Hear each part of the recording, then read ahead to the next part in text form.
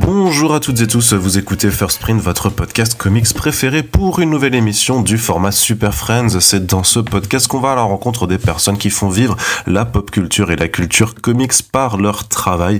Vous savez qu'on est très attachés à soutenir les activités des libraires spécialisé bande dessinée et comics, et c'est dans ce cadre-là qu'on fait un petit podcast spécial pour vous parler d'un projet qui est en train de se lancer, qui s'appelle Comic Shops Assemble.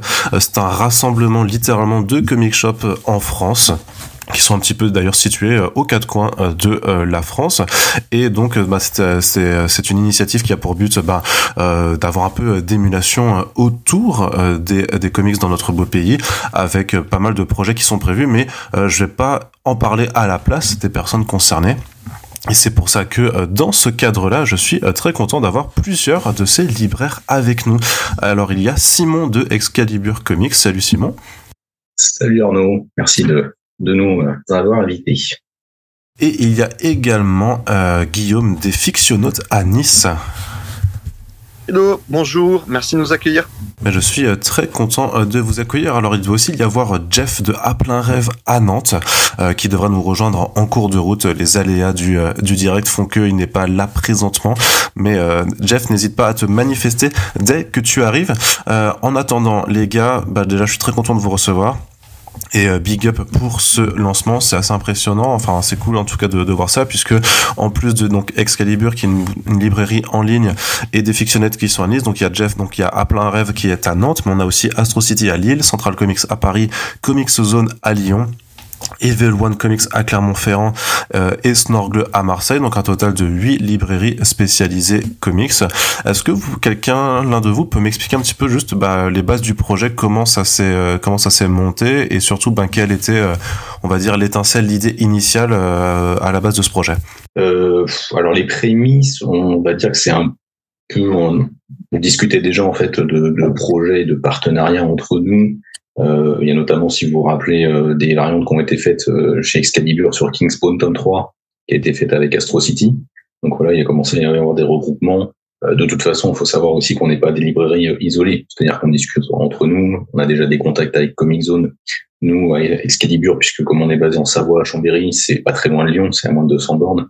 Donc voilà, on a des contacts, on se fait déjà quand on a besoin de se dépanner, par exemple, on le fait. Donc voilà, on n'est pas isolé du tout, et on fait déjà des choses ensemble. Mais voilà, il y a eu ces trucs-là de couverture variante. Donc Kingspawn tome 3, ça a vraiment été un petit peu un espèce de prémisse, un déclencheur. Et puis ensuite, on a Thierry Mornay de Delcourt qui, chez Excalibur, nous a mis en contact avec Central Comics pour faire des variantes sur Arrowsmith. Donc voilà, c'était un peu le projet. On va dire qu'à partir de là, il a commencé à vraiment y avoir des discussions entre différents libraires. Donc avec Central, avec Astro City, il a commencé à y avoir de l'émulation. À partir de ce moment-là, Central Comics nous a dit tiens, vous avez fait votre variante sur Kingspawn tome 3, est-ce que je pourrais avoir des exemplaires pour moi aussi en vente, parce que j'ai une grosse communauté Spawn. Astro, qui était pas forcément sur le projet Arrowsmith, a dit tiens, est-ce que je peux avoir des variantes de Arrowsmith que vous faites avec Central, ce serait cool. Donc voilà, il a commencé à y avoir de l'émulation là-dessus. Et puis de fil en aiguille, en fait, c'est monté cette idée de projet. Il y a Christopher aussi de Comic Zone qui a beaucoup fait là-dessus, qui a beaucoup œuvré à mettre en place des idées, et puis à nourrir en fait ce truc de collectif qui se concrétise aujourd'hui. On avait aussi on a une typologie de magasin qui est vraiment spécifique, parce qu'on est tous des comic shops, hein, ça paraît évident, mais on est sur un secteur dans la bande dessinée en France qui est très niche, et on n'est pas tant que ça à avoir une typologie de ce type-là et à mettre le comics en avant. Et de fait, on se connaît déjà à peu près tous. On a déjà, même ça fait quelques années qu'on travaille déjà tous ensemble, directement ou indirectement. Notamment, une des premières fois où on a été tous regroupés, c'était Comic Zone qui avait organisé un FCBD pour les libraires, spécifiquement pour les libraires qui faisaient du comics VO. Et c'était la première fois où cet événement, si tu reprends cet événement qui date maintenant d'il y a 2-3 ans, il y avait déjà quasiment les logos de toutes les personnes que tu as retrouvées dans le groupement aujourd'hui. Et c'est de fil en aiguille comme ça qu'on arrive finalement à en fait officialiser des connexions qui existent depuis longtemps entre les magasins, et de se dire effectivement on a tous des magasins, tous des comic shops, et c'est bien de dire pas d'être indépendant dans notre coin, mais d'être indépendant à plusieurs finalement. Et ça, c'est cool. Comment est-ce que vous avez ressenti un petit peu la place justement des boutiques, des librairies spécialisées comics en France au cours des dernières années? Parce que y a quand même eu pas mal de changements qui sont arrivés depuis, on va dire, une dizaine d'années. Si même je prends comme point de départ l'arrivée d'Urban Comics en 2012, la disparition des kiosques progressive jusqu'à 2020, puis les changements qu'il y a aussi eu avec les collections à petit prix. Enfin, il y a pas mal de choses qui ont vraiment beaucoup bougé, même sur les 3-4 dernières années. Vous, de votre côté, comment vous avez un petit peu ressenti la place des librairies spécialisées comics dans notre beau pays? C'est compliqué comme question. Ah je suis pas là pour poser des questions simples non plus, sinon c'est trop c'est trop facile. Je vais commencer en parlant. Après, Excalibur, on a une particularité, on est un site web en ligne, donc on a ce truc où on peut toucher tout le territoire. Donc forcément c'est particulier, mais moi j'ai l'impression en tous les cas que la librairie spécialisée comics indépendante a une place à prendre, en tous les cas, une certaine place dans le cœur des gens et des fans de comics, des gens qui se lancent dans le comics, parce que ces gens-là savent qu'ils peuvent avoir du conseil, être aidés, être aiguillés. Donc ça permet de faire des relais assez faciles là-dessus, même si c'est vrai qu'aujourd'hui le marché se modifie énormément. Donc forcément il y a un truc sur le renouvellement du lectorat qui doit se faire, parce qu'on a un public qui est un peu vieillissant, un public de la génération Strange notamment, qui est très attaché à ce format kiosque, à ce format périodique, qui nous est vraiment une clientèle, la clientèle historique de Excalibur, parce que le patron de Excalibur, Fred, c'est un gros fan de ça, il est de cette génération-là, donc c'est ce qu'il met en avant. Et voilà, aujourd'hui, avec mon recrutement, avec le recrutement d'autres personnes aussi, ça va essayer de taper dans un renouvellement du lectorat. Et moi, c'est toujours pareil, je suis très actif sur Twitter, donc forcément, j'ai une vision biaisée des choses. Mais en tous les cas, sur la partie Twitter et aussi sur YouTube, on a cette impression-là, en tous les cas, que la librairie spécialisée comics a quand même une certaine importance dans le cœur des gens. C'est un constat que tu partages, Guillaume? Nous, pour donner une idée sur la boutique sur le shop à Nice, on a ouvert en 2001, donc on a 20 ans de recul sur l'édition. On avait commencé par faire uniquement de la VO, parce que en 98, si tu voulais avoir, en 2001 pardon, si tu voulais avoir ne serait-ce accès qu'à DC Comics en France, c'était pas ce qui était le plus publié, le mieux publié. Donc il y avait pas vraiment de substitut en dehors de la VO si tu voulais suivre autre chose que Marvel en France. Et on va dire à chaque fois des étapes, c'est-à-dire que tu as Panini dans un premier temps quand ils ont repris Marvel, qui a commencé à avoir un petit peu plus de diversité.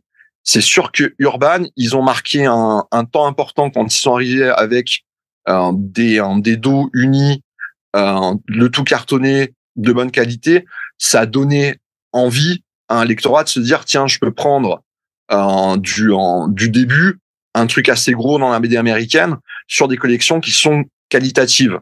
Et ça, c'est un petit peu aussi donner le tempo à la phase où tout est repassé en cartonné, et on a eu un choix qui est quand même en français assez impressionnant en librairie en termes d'édition collectée.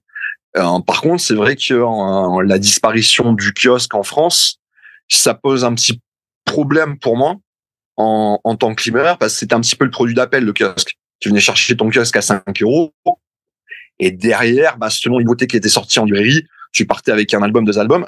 Moi, j'ai l'impression, paradoxalement, que ce qui était un petit peu le produit d'appel et passer un pricing un petit peu plus cher avec les parutions parodiques à 16 balles, quand ce qui était les albums qu'on vendait à l'époque à 20 balles sont passés dans des petits formats à 5 francs, à 5 €. Donc j'ai un peu l'impression que c'est bizarre, tu vois, sur ça.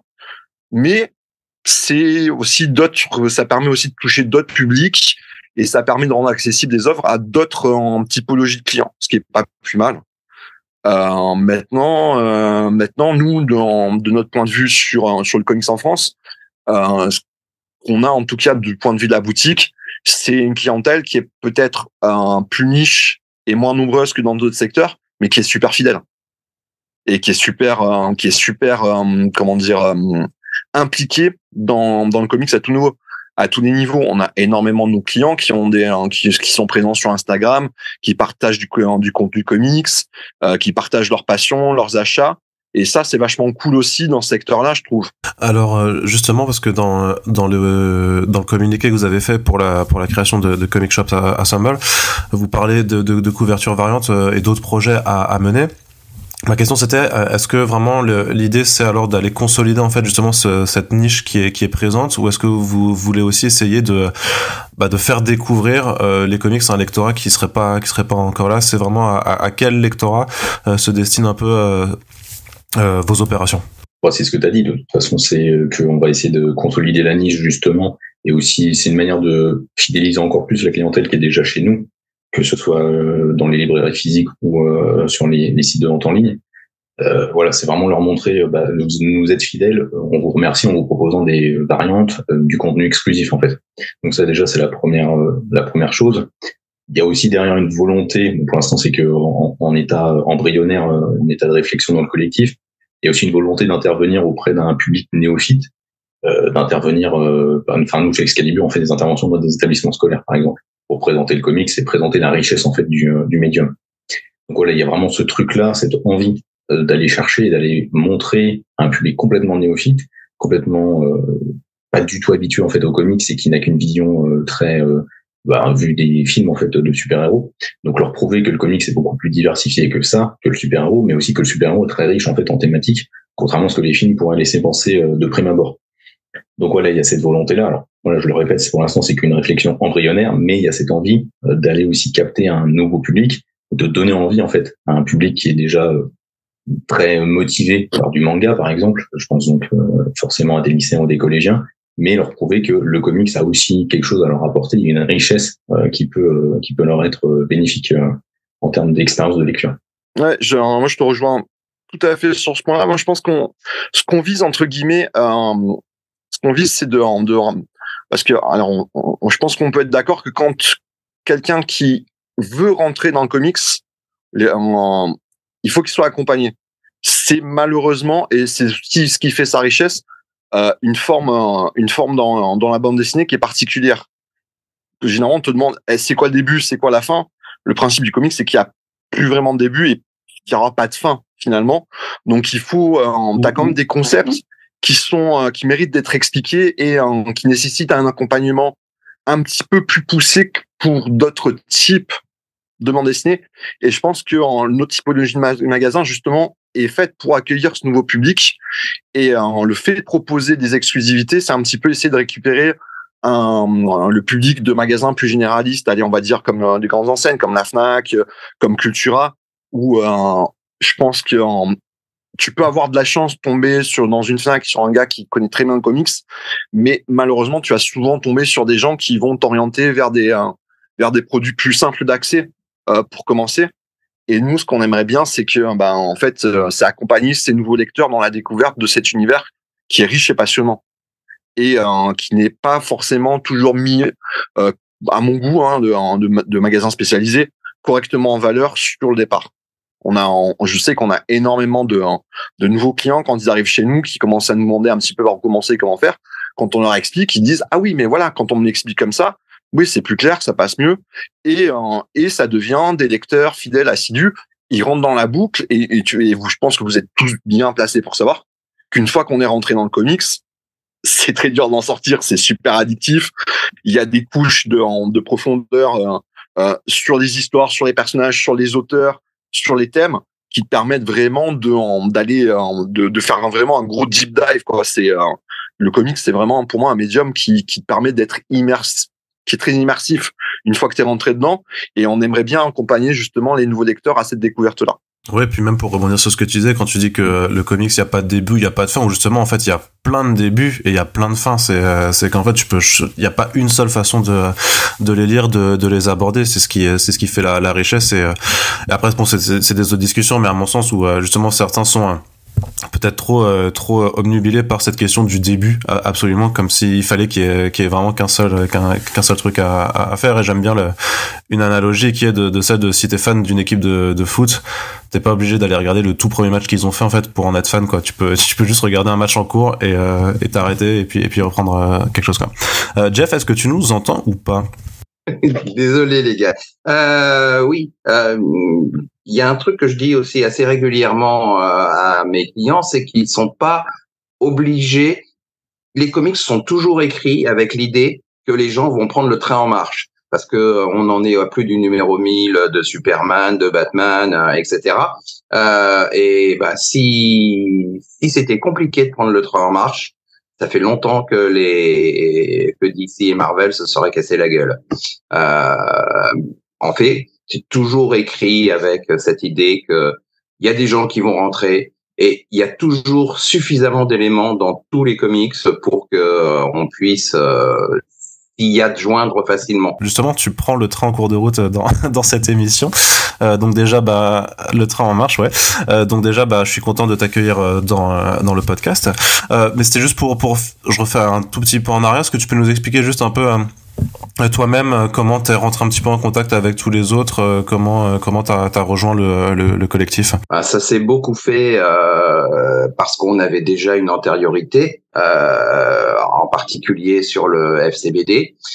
Bon, il se trouve que je connais aussi certains des participants. Je les connais pas tous personnellement, mais il y en a certains que j'ai déjà rencontrés, dont ceux de Central depuis très longtemps. Enfin, Dynamo, j'ai fait des conventions en Angleterre avec lui. On achetait les mêmes choses. Bref, c'est des choses qui se sont faites un peu naturellement. Enfin, moi, j'ai eu l'impression que c'était assez organique en fait, comme création. C'est parti. Je sais pas exactement comment c'est parti, mais ce que j'ai trouvé, c'est que ça se faisait assez naturellement. Et parce qu'on est sur des choses très très similaires et qu'on est peut-être un peu tous chacun dans notre coin, mais éloignés, et que c'est plus sympa de faire des choses ensemble aussi. Voilà, moi je pense que c'est ça, et ça a été beaucoup aussi le FCBD, en particulier les deux derniers que Comic Zone a porté, a essayé de porter tout seul après avoir parce que les éditeurs n'ont pas suivi sur le FCBD depuis 2 ans. Et voilà, je pense que c'est aussi ça qui a créé du travailler ensemble, qui a amené des choses. Et pourquoi on n'irait pas plus loin? Pourquoi on ferait ça qu'une fois par an, au lieu de le faire, d'être plus en communauté? Et moi, j'ai l'impression que c'est vraiment assez organique. Merci beaucoup. Concrètement, comment ça se passe entre vous pour justement quand vous essayez d'aménager, par exemple les couvertures variantes, comment est-ce que d'un point de vue très, on va dire business, en fait, c'est simplement que vous mutualisez des fonds en tant que tel, vous décidez de qui va avoir l'initiative de proposer telle couverture et comment ça va se répartir, ou alors est-ce que c'est vraiment à partir de maintenant, en fait, vous allez faire vraiment des couvertures. Enfin, il y aura plus de couvertures spéciales pour Excalibur ou pour les Fictionautes ou pour Comic Zone, mais chacune des opérations va vraiment être mutualisée et disponible dans tous les comic shops qui font partie du collectif. Alors, je pense que un des gros points sur le collectif, c'est qu'on est un collectif, c'est-à-dire que on est un groupement de librairies indépendantes. On ne nie pas les identités et les initiatives de chacun. Chaque magasin va pouvoir continuer selon ses affinités, selon ses envies, à pouvoir mener ses projets personnels, s'ils sont envie tout le monde a une historique et tout le monde a des projets. On a aussi dans le regroupement des propositions qu'on fait au groupement de tiens, est-ce que ça vous dirait pas tous qu'on travaille sur tel projet? On a concrètement dans la vie de tous les jours, ça se traduit par un Discord qui est très animé et qui est très cool parce que c'est là où même si on se connaît tous un petit peu des uns les autres de vue, on s'est parlé une fois, on s'est vu, c'est là où on s'est vraiment découvert. Le Discord est vraiment cool, il y a une bonne ambiance, on s'aperçoit qu'on se complète vraiment à plein niveau, ça réagit très bien, et on a une petite liste de projets validés, en cours de validation à venir, et chacun émet son petit avis sur les choix, et ça se passe très bien. Mais par contre, voilà, ça veut pas dire que systématiquement, chaque projet de chaque librairie va devenir un projet CSA. Et même dans l'éventualité où d'autres membres viendraient se greffer au CSA, ça ne veut pas dire qu'on attend que leurs projets deviennent les nôtres. C'est vraiment voilà, là où on peut travailler ensemble, on a envie de travailler ensemble, on le fera. Et là où on a envie de travailler indépendamment, on le fera aussi. C'est ce qui s'est passé là avec la couverture de Kingspawn tome 4, parce que c'est Central qui a mené ce projet seul, en fait. Et donc c'est lui qui propose cette couverture variante, c'est son nom qui est dessus, mais ça n'empêche pas que certains membres du Comic Shop s'assemblent, notamment à Excalibur ou à d'autres librairies. On va lui en prendre des quantités pour tout simplement pour l'aider à écouler ce gros stock, et puis pour aussi attirer notre clientèle et la fidéliser encore une fois. Bah, c'est-à-dire que ouais, c'est souvent après ce genre de couvertures sont souvent assez limitées, c'est 300 exemplaires, enfin parfois peut-être un peu moins, mais ça c'est la question de la dualité, on va dire, vraiment d'un point de pure vue, parce que une librairie ça reste un commerce, de savoir si en mutualisant en fait il n'y a pas un risque de perte de chiffres pour celui qui a initié, ou au contraire, vu qu'on est sûr de pas pouvoir tous les vendre à un seul point de vente, en fait d'essayer de maximiser l'effort qui a été fait sur ce type de couverture pour être sûr qu'elles partent tous. Non, il n'y a pas vraiment ce risque-là en tous les cas. En fait, on partage le risque. Justement, c'est un peu l'avantage pour vraiment être très très business. 300 exemplaires dans le milieu du comics, c'est quand même un beau nombre. Surtout quand on fait des variantes avec Delcourt sur un titre comme Arrowsmith, ou même sur un titre comme Kingspawn. Il y a une grosse fanbase très fidèle là-dessus, mais c'est pas une fanbase qui se renouvelle facilement sur Spawn dans tous les cas. Et Arrowsmith, c'est quand même un titre indépendant, assez confidentiel. Il a fallu quand même le pousser. Les 300 exemplaires, on les a facilement passés parce qu'on a réussi à mobiliser les gens dessus. Donc ça a été plutôt simple, j'ai envie de dire. Mais 300 exemplaires sur certains titres, c'est quand même un challenge et c'est quand même un défi. Et c'est là aussi où les réflexions sur le Discord sont assez intéressantes, et le fait qu'on ait des points de vue différents. Voilà, il y a des projets où on avait été sollicités, sur lesquels on a déjà dit non, parce qu'on sait très bien que 300 exemplaires dessus, c'est pas viable commercialement pour nous. Mais justement, l'avantage du collectif, c'est qu'on peut diviser en fait les risques, et on peut se répartir les quantités comme on souhaite en fait. C'est aussi comme ça que ça fonctionne. C'est-à-dire que par exemple donc Guillaume des Fictionautes qui est à Nice, forcément il est en contact plus facilement avec Panini. Donc c'est un peu lui en fait le relais avec Panini Comics, et à partir de là voilà, on discute et on se répartit les quantités en fonction de notre clientèle, en fonction de tout un tas de paramètres propres à chaque boutique. Et vous avez aussi des projets alors de tournée de dédicaces? Est-ce que c'est quelque chose qui sera plus facile à faire avec vous? Ça serait bien, mais pour l'instant, il y a pas de. Enfin, on en parle et je pense qu'on essaiera d'en mettre en place. Par contre, pour l'instant, on n'a pas de piste concrète, on n'a pas d'auteur déjà. Enfin, en tout cas, on peut pas en parler. Plus voilà, que ça. Exactement.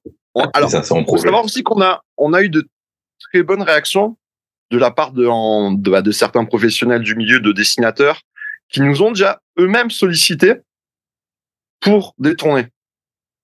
Pour dire un petit peu aussi ce qui est cool avec le CSA, c'est que on a pas mal d'auteurs qui sont venus tourner indépendamment ou qui connaissent les boutiques et qui quand ils ont vu qu'on se mutualisait, qu'on faisait un groupe, qui ont dit ouais les gars, bravo, j'ai envie de vous soutenir quand vous avez envie, quand je reviens en France et quand j'ai envie de tourner dans votre groupe.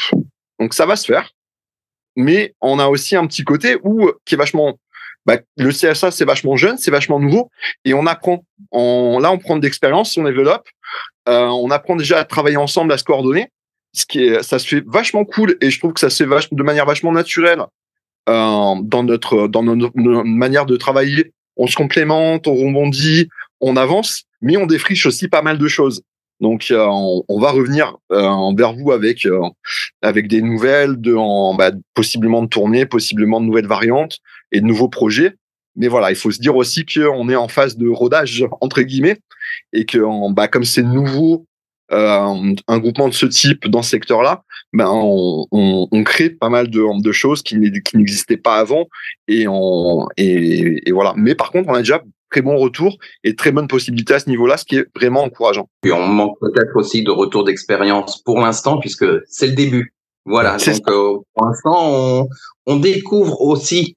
Donc, on peut pas forcément avancer aussi vite qu'on voudrait, mais on espère qu'on pourra avancer encore plus vite. après. Oui, c'est des choses qui prennent de temps. Mais justement, quand tu parles de défrichage, est-ce que vous avez des exemples juste de choses auxquelles vous vous attendiez pas, auxquelles vous êtes retrouvé confronté et vous avez dit ah ouais c'est marrant ça, je pensais pas que ça se retrouverait. En fait c'est plutôt des choses. Tu sais, c'est vraiment en fait c'est pas des choses extraordinaires. C'est concrètement comment on gère des précos pour X magasins en France, comment on gère la logistique pour acheminer les les commandes d'une variante chez un leader particulier avec un distributeur particulier à plusieurs points de vente qui sont indépendants mais qui font partie d'une même entité. C'est vraiment ce genre de choses. Donc et pareil, c'est aussi comment tu te mets d'accord sur quelle couverture tu fais avec 8 shops différents, comment tu te mets d'accord sur les éléments de langage de communication, comment tu découvres. C'est vraiment des choses comme ça. Et ce qui est surprenant, c'est que au départ, moi, je me dis, ça peut partir dans tous les sens. Ça peut être vraiment on peut aussi brasser beaucoup de gens et pas avancer. Et concrètement, ce qui est bien, c'est qu'à chaque fois, t'as Christopher de Comic Zone qui va rebondir sur un truc qui va faire avancer. Simon va le reprendre et va faire encore un truc différent. Moi, je vais arriver, on va avoir une proposition. Dynamo va venir tempérer un petit peu et on avance tous vachement bien. Et ce qui m'impressionne, c'est à quel point il y a vraiment une bonne synergie entre nous à ce niveau-là. Et ça, c'est vraiment cool, c'est vraiment agréable. Et c'est vraiment cool de bosser tous ensemble sur ces projets-là parce que concrètement, à chaque fois, on avance. Et ça, c'est vraiment, vraiment très cool. Est-ce que vous pouvez un peu détailler les premiers projets qui arrivent, ou est-ce que c'est complètement vous êtes complètement sous NDA, ou est-ce que vous pouvez un petit peu en parler pour teaser un petit peu ce que vous avez mis, que vous bossiez donc avec Panini, ça c'était noté avec Delcourt aussi. Est-ce que vous pouvez, c'est ça, est-ce qu'en ouverture de cette émission, vous pouvez un peu nous dire ce que vous nous préparez de beau, ce qui est le plus avancé? Je vais laisser Simon parler du premier projet. Ouais, donc le premier projet, donc c'est une variante pour Ultimate Universe, qui donc débarque cet automne chez Panini Comics. Donc ce sera une variante sur la version collector, la version cartonnée. C'est une couverture qu'on a choisie nous dans le collectif, qui est signée Nick Klein avec un super beau Spider-Man dessus, dans un style qui rappelle un petit peu Bill Sienkiewicz, je trouve. Donc ça nous a fait craquer. Donc voilà, ça c'est vraiment le premier projet qui est bien en route et qu'on peut annoncer officiellement. Et on a eu la permission ce matin de parler du deuxième projet qui est bien en avancé chez Panini. Alors, je peux pas encore vous annoncer la cover en soi parce qu'elle est en cours de validation et on va pas pouvoir vraiment la décrire, mais on va faire une édition limitée, pareil, pour 300 exemplaires de Gods, de Hickman et Chitty. Donc voilà, ça c'est les deux projets les plus avancés. On a d'autres projets chez eux qui sont aussi en cours en termes de validation, des projets qui plutôt je pense à un projet là, c'est vraiment du tease pour très longtemps, mais qui a fait vraiment l'unanimité chez nous. On est tous motivés, mais là il est vraiment un petit peu plus longtemps, donc j'ai vraiment pas pour en parler. Mais ouais, chez Panini, ça va être ça pour le moment. Ouais, c'est vrai que ça m'évoque tout de suite des autres questionnements sur le fait que dans votre popote interne, en fait, faut les discussions pour être d'accord sur quel visuel utiliser, parce que évidemment, j'imagine que entre toi, Simon, Jeff et tous les autres, c'est pas forcément les mêmes goûts, que vous n'avez pas forcément les mêmes goûts, mais aussi qu'il y a en fait toutes ces questions de validation après par Panini, par les différents ayants droit, et que ça c'est aussi toute une étape de travail auquel justement on pense pas forcément en fait, parce que nous on va voir, en tout cas les lecteurs vont voir le produit fini, c'est-à-dire que vous allez présenter la couverture en question, mais que nous on n'imagine pas forcément toutes les étapes qu'il peut y avoir derrière. Je dirais que pour l'essentiel, on vote entre nous, on choisit en fonction de. Mais c'est le côté très organique, très naturel et démocratique, ouais. C'est même pas démocratique. Je crois que dans l'ensemble, on est souvent assez d'accord. Même si on a des goûts différents, je pense qu'ils sont très convergents aussi.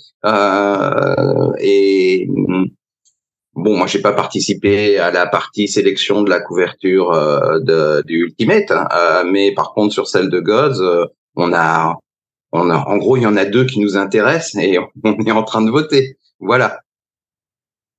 Voilà, il y a aussi, vous allez voir, et vous le voyez souvent dans les annonces un petit peu pour rebondir sur le choix et la validation des covers, parce que ça implique le groupement, ça implique Panini, ça implique Marvel, et tout doit être validé par chaque participant indépendamment. C'est pour ça que vous voyez souvent et que vous allez voir sur nos visuels, sur les annonces, apparaître la mention couverture provisoire.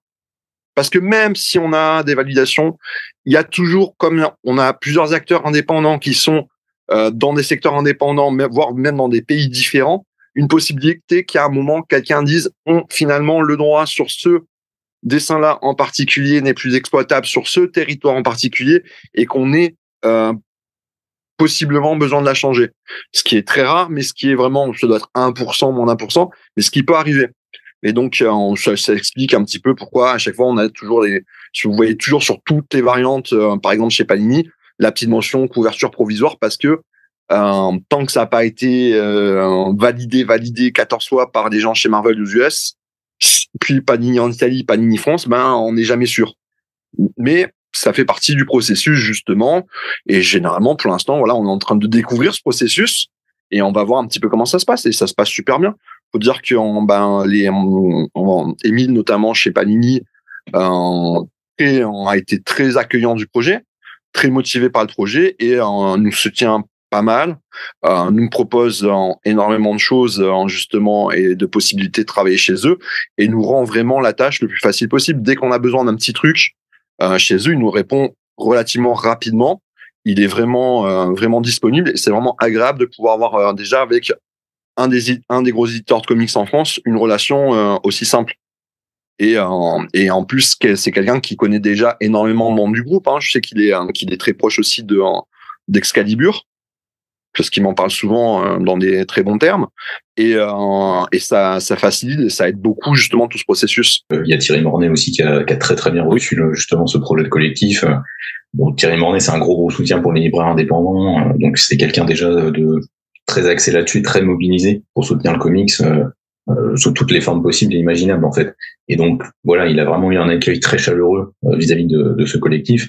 Donc on a aussi des projets qui sont en cours. On n'en parlera pas pour l'instant parce qu'on n'a pas le droit, mais on a aussi des projets chez Delcourt qui nous intéressent. Il y en a aussi chez iComics parce que c'est un éditeur qui quand même aussi essaie de bouger un peu les lignes, donc qu'on a envie de soutenir et de défendre. Très bien. Bah écoutez, puisque de toute façon les autres projets vous aurez pas le droit de m'en parler, je veux pas qu'on soit que dans une conversation frustrante. Mais en tout cas c'est cool de voir ce qui arrive. Et j'imagine de toute façon que vous ferez vos annonces ultérieurement dès que vous pourrez le faire. Et j'invite tous les gens qui nous écoutent et qui sont intéressés par cette initiative, que juste pour la suivre en tout cas, même si vous n'êtes pas forcément dans le coin de ces différents comic shops, sachant que, bien entendu, j'imagine que vous accueillez des candidatures ou qu'il y a d'autres personnes, d'autres enseignes qui vont pouvoir se joindre à vous si elles le souhaitent. On peut vous contacter là-dessus. Alors, de toute manière, je pense que les lecteurs en France, ils sont toujours en contact avec le CSA, ne serait-ce que par le pied d'Excalibur, qui a cette fonction justement de magasin en ligne et qui permet de rendre accessibles toutes ces offres partout. Et c'est aussi une des forces de les avoir dans le groupement, c'est le fait de pouvoir toucher au-delà de notre localisation à nous, sur des endroits où on n'est pas présent, d'avoir un acteur justement de la vente en ligne aussi visible, aussi fort, ça permet aussi de proposer tous ces projets à des gens qui sont dans des petites localités ou qui sont un petit peu éloignés de tous ces points de vente. Ça leur permet d'avoir accès à toutes les offres du CSA ou qui sont en France, et ça c'est vachement positif. Et oui, des candidatures, on a tant des validations et on reçoit pas mal de trucs. On est en train de se mettre en place, donc c'est un petit peu compliqué sur le départ de se dire, de savoir exactement qui va accueillir, comment on va l'accueillir. Ce qu'on peut dire, c'est que si vous êtes des libraires indépendants proches du comics et que vous voulez participer à l'aventure, il faut nous contacter. Si vous êtes un petit peu dans les irréductibles qui sont orientés sur la BD américaine à fond et que vous êtes seul, c'est le but du CSA, c'est de venir avec nous. C'est pas de rester dans votre coin seul, c'est de dire venez si vous avez une typologie de magasin comme les nôtres ou c'est le comics, postulez, envoyez sur les réseaux, contactez-nous, on verra. Par contre, le processus d'adhésion, il faut déjà qu'on se mette un petit peu en place. On va traiter et on va voir un petit peu comment ça se fait. Je pense que ça va se faire au fur et à mesure. Et on verra comment, qui, quoi, comment. Mais on est effectivement beaucoup ouvert à l'adhésion de magasins qui sont dans notre typologie. C'est une question que tu nous poses tout de suite, mais c'est un sujet qu'on a commencé à évoquer il y a environ une semaine. Donc, et sur lequel on est sur du travail en cours. Voilà. Ouais, tu travailles de long terme, mais il faut se roder avant de partir forcément dans toutes les directions. Ça, je comprends tout à fait.